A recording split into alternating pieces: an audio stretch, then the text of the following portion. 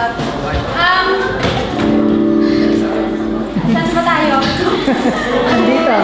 Ano ba? Ayan. So, ibibigay ko po sa inyo ang acronym ng HAPS, which is helping us spiritually, helping us grow spiritually. Amen? Yes. So, mga church, let's hug one another. Express po natin ang pagmamahal natin doon sa bawat isa. Let's give a hugs. Love you, church!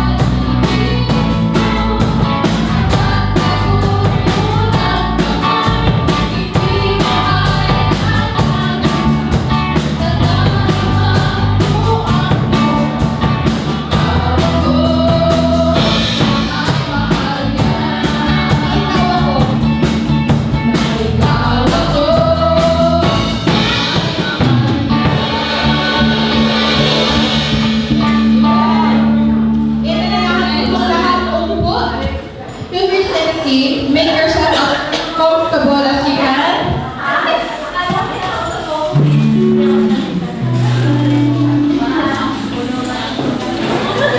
Is everybody comfortable?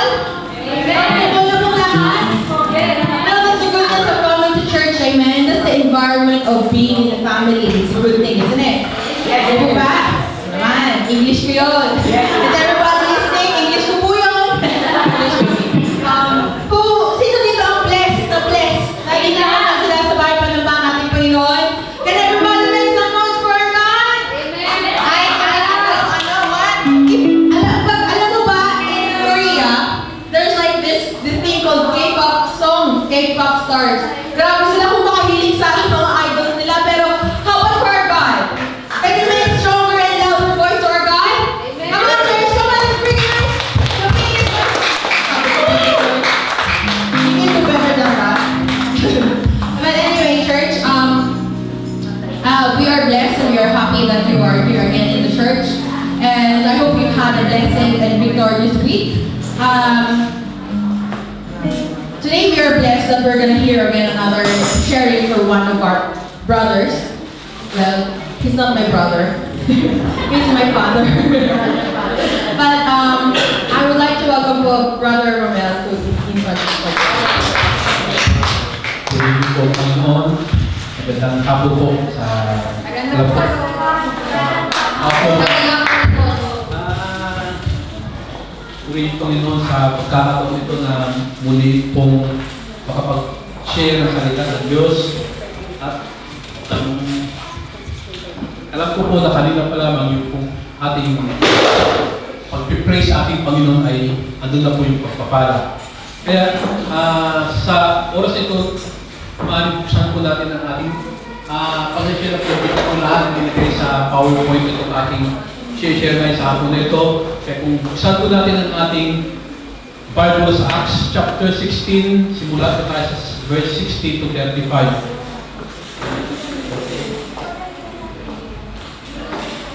Basahin ko na po sa 16, simula po sa, I believe na alam nyo kung yun po ang nangyari dito. So verse 16 po, ito sabi po, now it happened as we went to prayer and a certain slave were possessed with the spirit of divination met us, who brought her master such profit by fortune telling. This girl followed Paul and us and cried out, saying, These men are the servants of the Most High God, who proclaim to us the way of salvation. And this she did so for many days, but Paul greatly annoyed her and said to the spirit, I command you in the name of Jesus Christ to come out of her. And he came out of that very hour. But when her masters saw that their hope of profit was gone, they seized Paul and Silas and dragged them into the marketplace to the authorities. Verse 20, and they brought them into the magistrate and said, These men, being Jews, exceedingly trouble our city, and they teach customs which are not lawful for us, being Romans, to receive or observe. Then the multitude rose up together against them, and the magistrates tore off their clothes and commanded them to be beaten with rods. Verse 23, and they had their legs many stripes, and then they threw them into the prison, commanding the jailers to keep them, having received such a charge. He then put them in the inner prison and fastened their feet in stocks. But at midnight, Paul and Silas were praying and singing hymns to God, and the prisoners were listening to them. Suddenly there was a great earthquake, so that the foundations of the prison were shaken, and immediately all the doors were observed, and everyone's chains were loose. And the keepers of the prison awakened from sleep, and seeing the prison doors open, supposing the prisoner's head flew, drew up his sword and was about to kill himself. But Paul called with a loud voice, saying, Do yourself no harm, we are all here. Then he called for the light, ran in, and fell down trembling before Paul and Silas.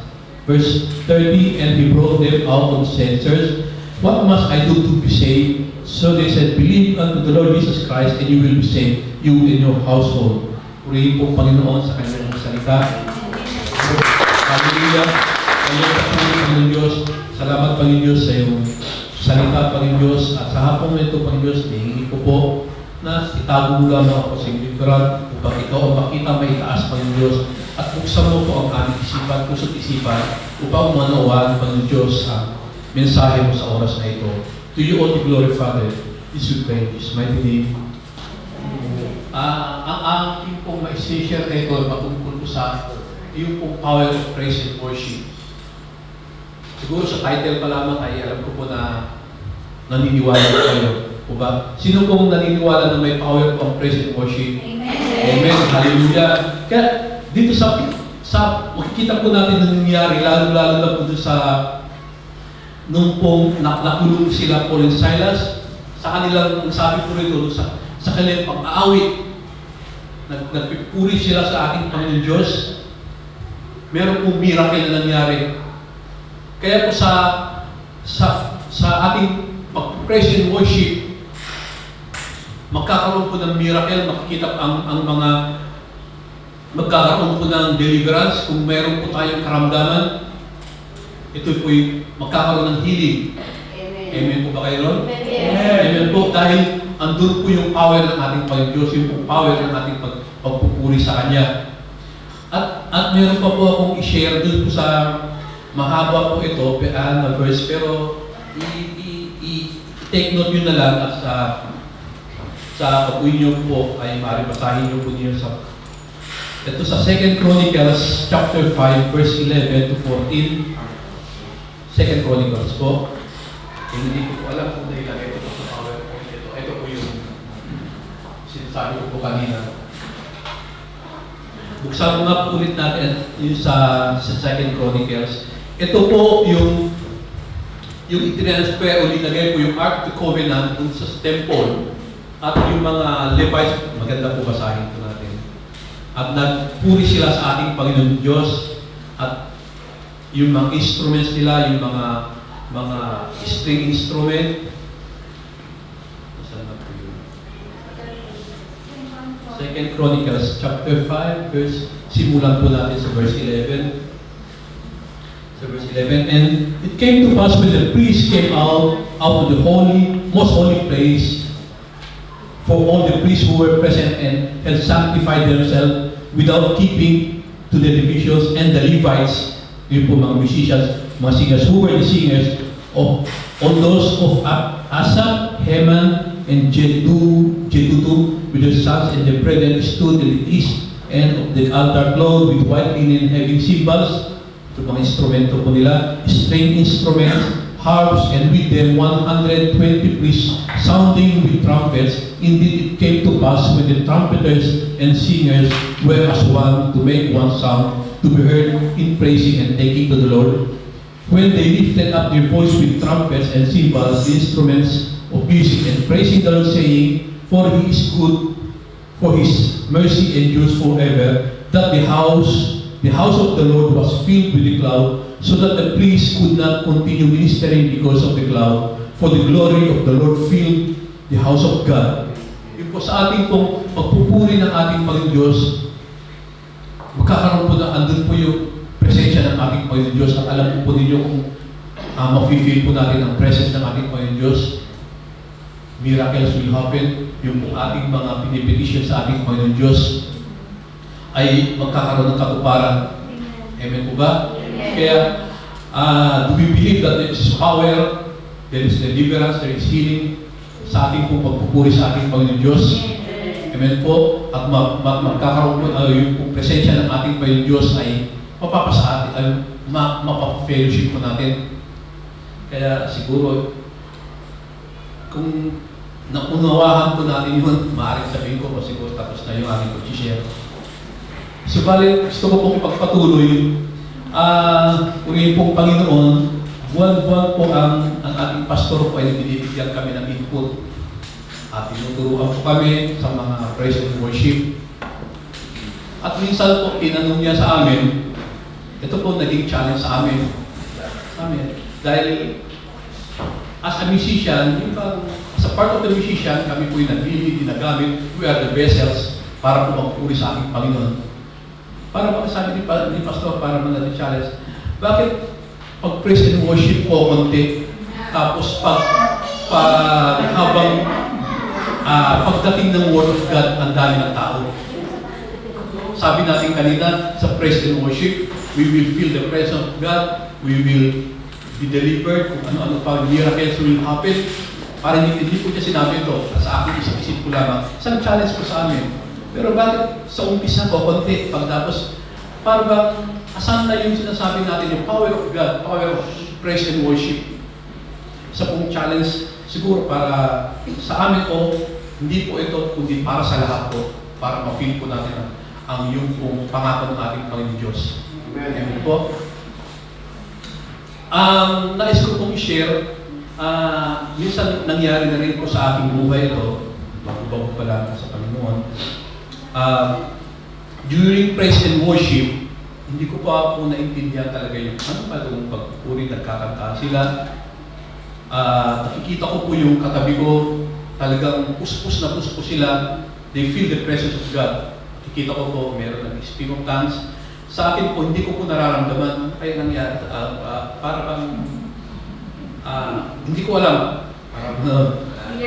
Kaya hindi ko po masasabing paano ko sabihin, because of the music, ibig sabihin na sa akin yun.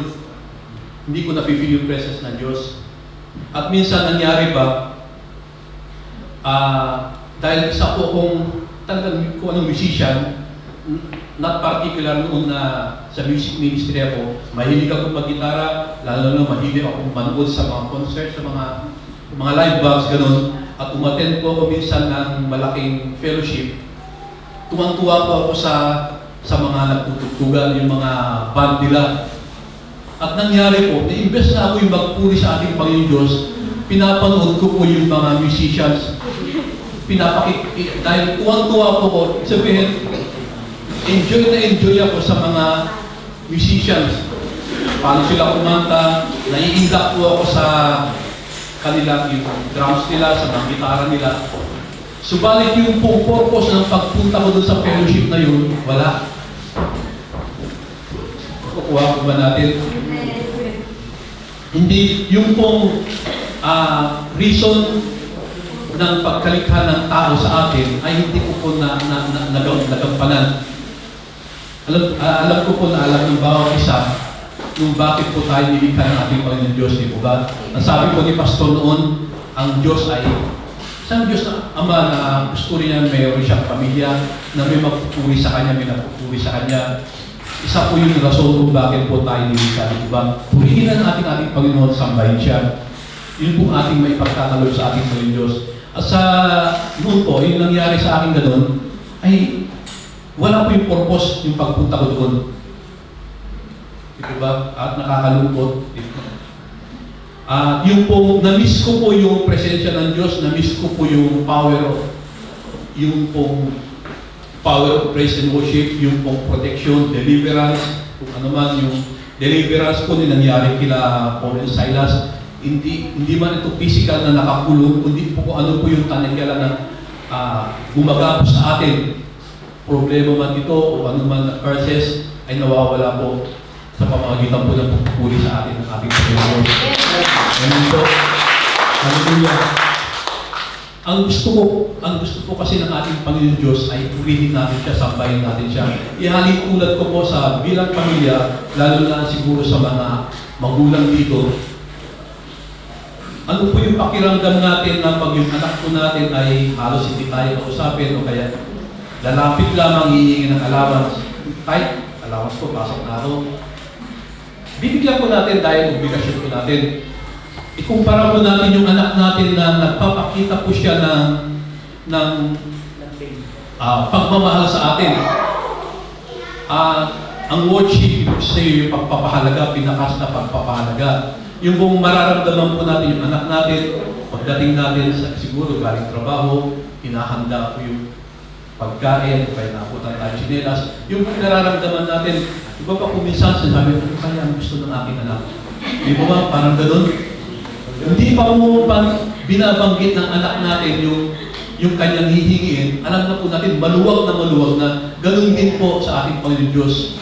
Dahil pag pinupuri natin ang ating Panginoon Diyos, sinasamba natin siya, yung pong hindi pa po natin nababanggit yung ating ipipetisyon, hingin sa Kanya, andun na po, nakaabang na yung ibigay sa atin. Kaya napakahalaga po yung ang pagpupuri sa ating Panginoon Diyos. Kami pong mga musician dito, hindi ko po dinajustify o na lumilihis po kami. Ang ibig sabihin, hindi sa mga, bakit hindi maganda yung present worship, hindi po ganun. Vessel po kami ng pagpupuri. Ibig sabihin, ginagamit po kami. Yung po nag-lead, kasi kung wala pong mag-lead, sabihin kanya-kanya ng kanta, wala pong unison, wala pong unity. Basahin po natin sa 2 Chronicles chapter 5 verse 13. And indeed it came to pass when the trumpeters and singers were as one to make one sound to be heard in praising and in thanking the Lord. Ibig sabihin, and when they lift up their voice with trumpet and cymbal instruments, saying, praise the Lord, saying, ang mga musicians po, kaya po kami dito nagilid upang magkaroon po ng pagkakaisa, di ba? Pero ang mahalaga po ng sa ating pagpupuri ay yung po yung galing po sa ating puso, hindi po yung aming pagtugtog dito. Kasi pag ang tinitingnan po ng ating Panginoon Diyos, yung pong ating puso, yung pong pagpupuri natin sa Kanya. Parang ang mga musicians, ito pong instrumento, parang ito lang kami isang, ano yung term doon, yung pang nagdadala lang ng, pero ang tinitignan po ng ating Panginoon Diyos ay ang ating puso. Amen po, yun po, nasabi po sa, basahin na po natin sa John 4, ito po, para sa mga madalas pong banggitin po natin, sabi na ni Pastor, kayo may music minister, you must know this one. At basahin ko po sa John 4:24. 23. Simulan ko po sa verse 23. But the hour is coming, and now is when the true worshippers will worship the Father in spirit and in truth. For the Father is seeking such to worship Him. God is Spirit, and those who worship Him must worship in spirit and in truth. Totoo po yun, na yung pong, ang pag-awit po, ang physical na pag-awit po, yung technical, yung awit lang po yun. Kung hindi po natin gagamitin yun upang purihan ang ating Panginoon, ibig sabihin, para lang po tayong kumakanta ng worldly na hindi po natin alam kung ano yung sinasabi na ayos natin. Kasi ang music po, ito po, dito po natin na-express yung ating feeling, di po ba? Para kung yung lalaki nang haharana sa isang dalaga din po, ganun. O kaya yung anak, yung ina na pag yung pinapapuloy yung anak, di ba, inaawitan niya to? At doon po kasi ang music, ito pong way upang ma-express natin ang ating pagmamahal. Kaya po sa music, ito pong way upang ma-express din natin ang pag-worship na natin ang Panginoon Diyos. Subalit ang gusto ng ating Panginoon Diyos ay yung spirit po natin ang mag-worship because God is spirit. Amen po ba? Kaya hindi ko na po lahat yung mga ito po, hindi ko na po nabanggit ito. Ito po yung kanina John 4:24. Kaya do we believe that there is power in praising and worshiping God? That miracles will happen, deliverance, healing. Kaya we must worship our God. Huwag po nating i-miss yung pagkakataon. Ito pong lalo sa ganitong pagkakataon na dapat magkaroon po tayo ng pag-uhaw na upang purihin ang ating Panginoon Diyos. Pagka-uhaw. Kaya, challenge, do we want to be victorious Christians? Do we want to be delivered kung ano man yun? Do we want to feel the presence of God? Kaya, sa conclusion ko po, nasabi ko sa John 4:24, ulitin ko po, yet the time is coming and has now come when the true worshippers will worship the Father in the Spirit and in truth, for they are the kind of worshippers His Father is. And God is Spirit and His worshippers must worship in Spirit and in truth. Yun lang po ang maiksi ko pong exhortation sa apunit ko kaya. Ang susunod ngayon at patuloy po natin. Amen. Truly, you know what? Yun nga po nasabi namin pong Father, na every month po we have sharing. So each of us was a music ministry. We have the opportunity to share. You know what, church? It's a blessing and it's a privilege to have a place of worship. But there's maraming places around the world that kahit, because sila mom po, my parents, they started to get to know God in the place where it's really napakahirap po magpuri sa ating Panginoon, and it's in Saudi Arabia. So here we are really blessed. And you know, and the best way to give worship to our God is yung pakita mo lang kung gaano mo kamahal ating Panginoon. Amen? At sabi nga po sa 1 Samuel, chapter 16, verse 7, but the Lord said to Samuel, do not look at his appearance or at his physical stature, because I have refused him. For the Lord does not see as man sees, for man looks at the outward appearance, but the Lord looks at the heart. God look past ano man yung karumihan mo, ano man yung nasabi mo na hindi karapat-dapat, or ano man yung itsura mo, but God looks at the attitude of our heart, the way we worship, genuine, heartfelt, and sincere worship. Amen. And then we are blessed today again that we are and privileged to have this brother in this ministry. We welcome po si Kuya Gary. Just come in front and we'll give you just quick prayer lang po. Nagulat si Kuya na. Naman pa ka natin. Medyo mahirap po pag first time, hindi ko pwede si bit shy. Diba? Katulad nung sa atin po na welcome pa tayo. Let's just give Kuya the best welcome that we have in God Most High. Amen. And ask mga ating mga kamay natin, Kuya, and let's just pray over our faith. Amen, Lord God. We thank you, God, for who you are. We thank you, God, Panginoon. Maraming salamat, Panginoon, sa araw na to, because you've given us the opportunity to praise and worship you, and we are here again. We're thankful for you for the life of Kuya Gary, Panginoon, God. Father, I know that this is not an accident that he's coming to this church, God. You know his heart, oh God. You know the desires of his heart. You know ano man po yung kahilingan ng kanyang puso, Panginoon, God. I pray, Panginoon, that he's not going to come out of this place without encountering you. without encountering your presence, Panginoon God. We speak blessings upon his life. We speak victory upon his life, Panginoon God. And whatever, God, the desires of his heart, Panginoon God, we know, O God, that you're in control of everything, as well as his family, Panginoon God. Bless them, Panginoon God. Give them abundant blessings upon their life, Panginoon God. Welcome, Kuya God, in this place. Welcome his soul in this place. And Father, we thank you for his life, O God. In Jesus' name. Amen. Okay na naman natin, Kuya.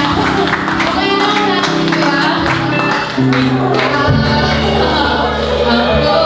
Come on, let's give a warm welcome to Kuya.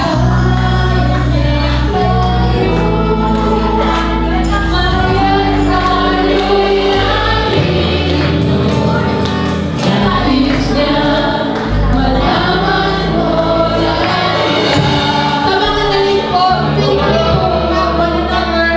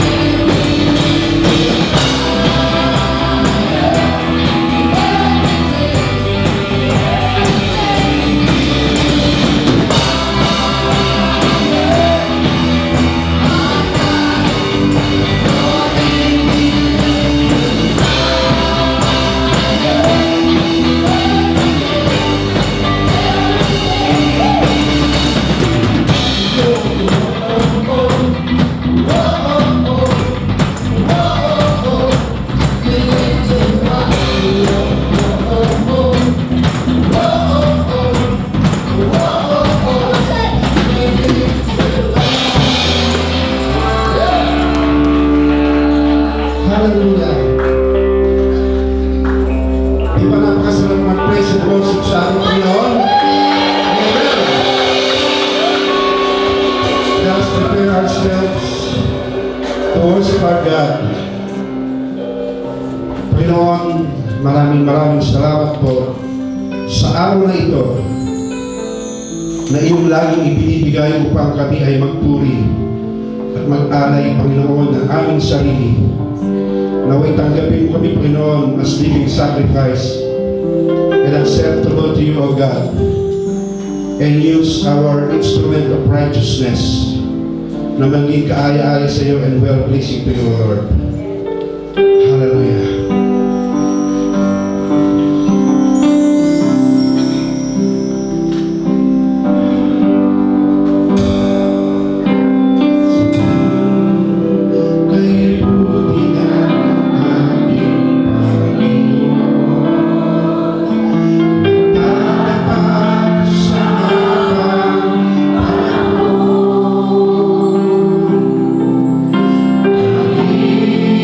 Sa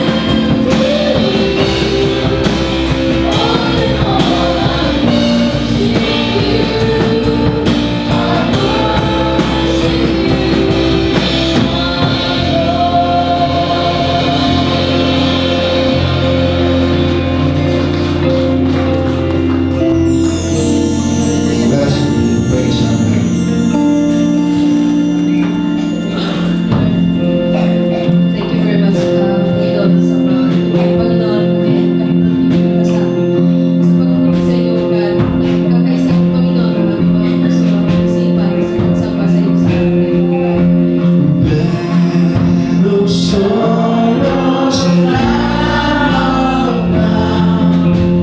Why is only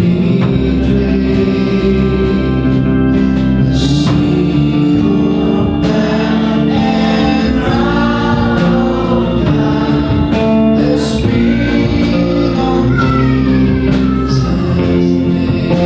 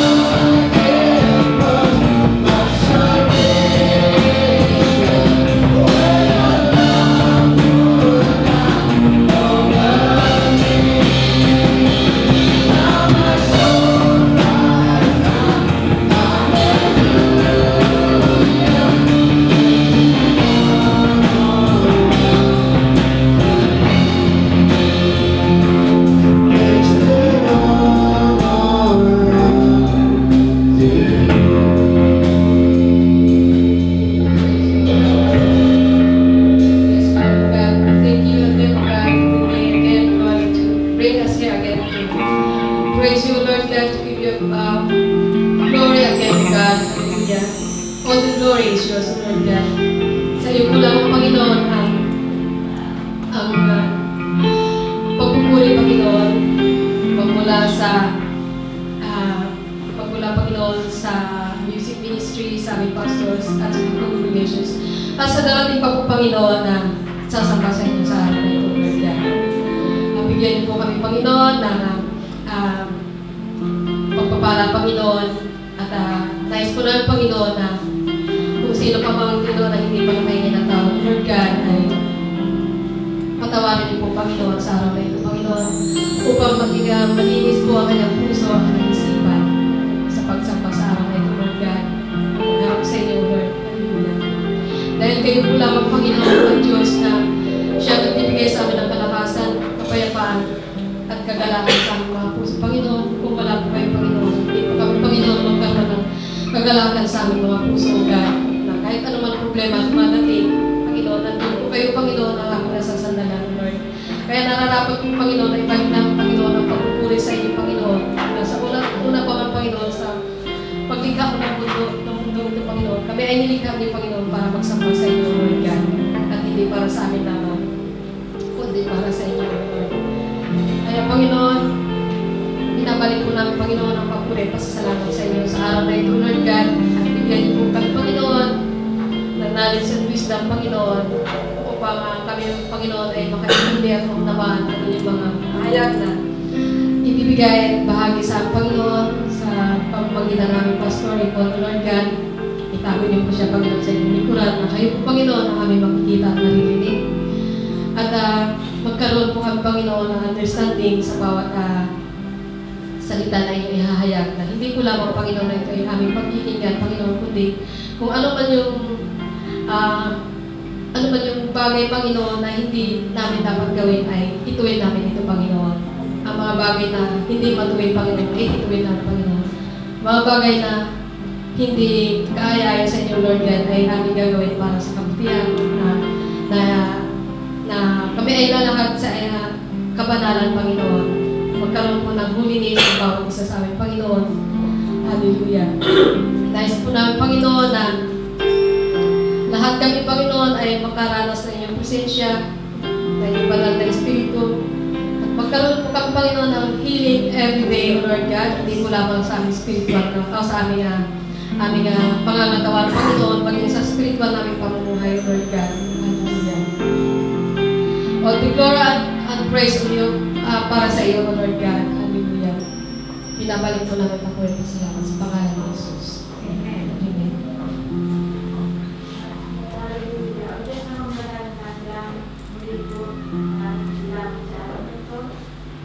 Thank you po sa your traditional love. You gave your only begotten Son, and whoever believes in Him will not perish but have eternal life. At patuloy po namin, Panginoon, na dinadalangin na pansamantali, itabi namin ang aming mga